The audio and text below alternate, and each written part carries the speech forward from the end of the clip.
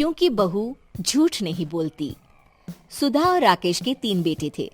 शादी के बाद तीनों माँ बाप से दूर रहते और सिर्फ त्योहारों में आते। माँ जी, पिताजी, अगली बार आप लोग हमारे घर आइएगा। अरे नहीं बहू, सब यही आ जाते हैं तो घर खिला खिला लगता है।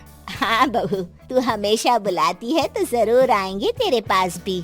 हाँ हाँ, दीदी का घर बड़ा जो है, सब कुछ आपने शादी के बाद दीदी को ही तो दे दिया था। हमें भी दिया होता तो हम भी बड़ा घर लेते। क्यों सुनील? अरे नहीं, पापा ने सबको एक बराबर ही दिया है। छोटी बहू, क्या चाहिए तुम्हें, बोलो।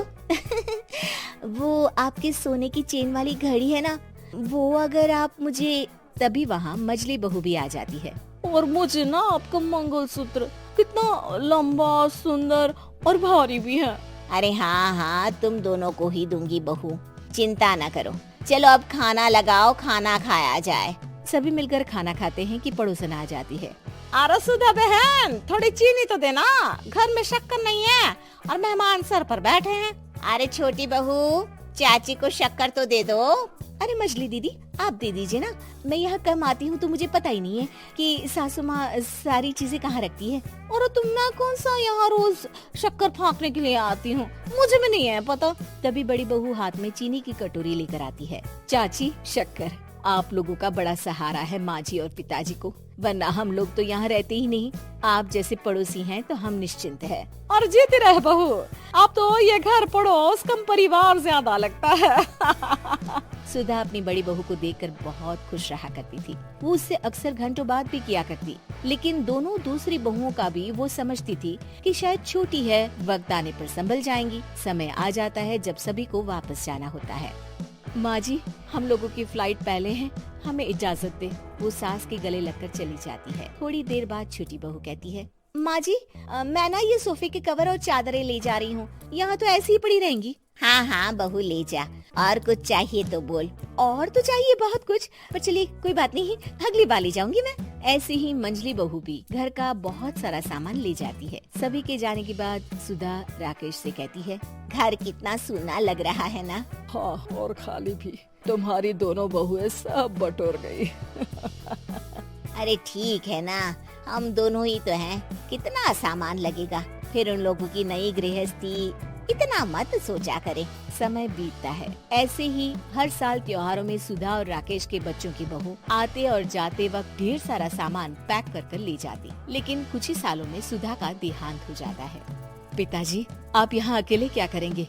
हम लोगों के साथ चलिए। अरे नहीं बहू, इस घर में सुधा की यादें हैं, मैं उसे नहीं छोड़ सकता हूँ। अब तुम लोगों की माँ नहीं रही।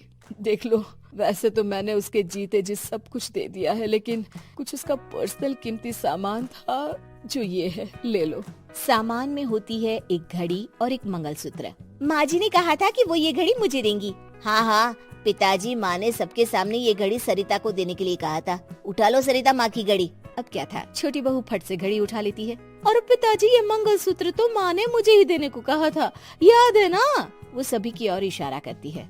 तू भी ले ले ये हार बेटा, कोई बात नहीं। मंजली फटाक से हार उठा लेती है। ससुर बड़ी बहू की तरफ देखते हैं। तुझे क्या दूं बेटा? पिताजी, माँ ने एक चीज मेरे लिए भी रखी है। सभी के कान खड़े हो जाते हैं कि आखिर सास ने क्या रखा होगा बड़ी के लिए।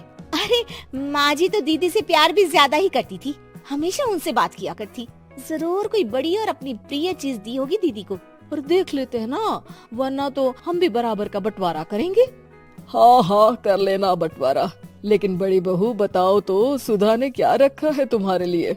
अभी तो हम लोग यही हैं पापा जी, जब जाने लगेंगे तो बता दूंगी। बड़ी बहू के मुंह से ये बात सुनकर बाकी 2 बहुएं सोचने लगती हैं कि आखिर क्या है जो दीदी को सासू माँ देकर गई हैं। दीदी, ऐसा तो नहीं ना कि पूरे घर का आधा हिस्सा माँ बड़ी भाभी को देकर गई हो? तभी वहाँ ससुर आ जाते हैं। नहीं, ऐसा कुछ नहीं है। मकान तो तुम तीनों का बराबर से है। देखो, बड़ी बहू से तुम्हारी सास ज्यादा जुड़ी थी, न जाने क्यों घंटों बात किया करती थी। पता नहीं क्या देकर गई है उसे। और ससुर जी, आपको क्या पता, चालाकी से पूरे घर के पेपर में साइन करवा लिए हो, या फिर कोई छुपा गहना। आखिर मकान पूरा तो आपने सासू माँ के नाम ही कर रखा था ना। अब घर में ये सस्पेंस बन जाता है कि आखिर बड़ी बहू क्या लेकर जाएगी। फिर वो दिन भी आ जाता है जब बड़ी बहू के जाने का समय हो जाता है। बेटा, परसों तुम चली जाओगी, बताया नहीं, माँ ने तुम्हें क्या दिया?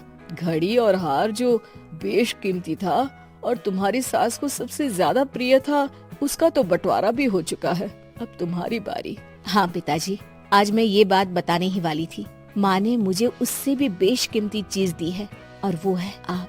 आपसे अधिक प्रिय उन्हें कुछ नहीं था। माँ चाहती थी कि आप मेरे साथ रहें। चलिए पिताजी। बेटा, मेरे पास तो कोई पेंशन भी नहीं है और ना ही कोई प्रॉपर्टी। लेकिन आपके पास संस्कार है पिताजी, जो मेरे बच्चे आपसे लेंगे, तो आपको ले जाने पर स्वार्थ ही है मेरा। चलिए ना पापा। सभी के सामने पिताजी बड़ी बहू और बेटे के साथ उनके घर चले जाते हैं।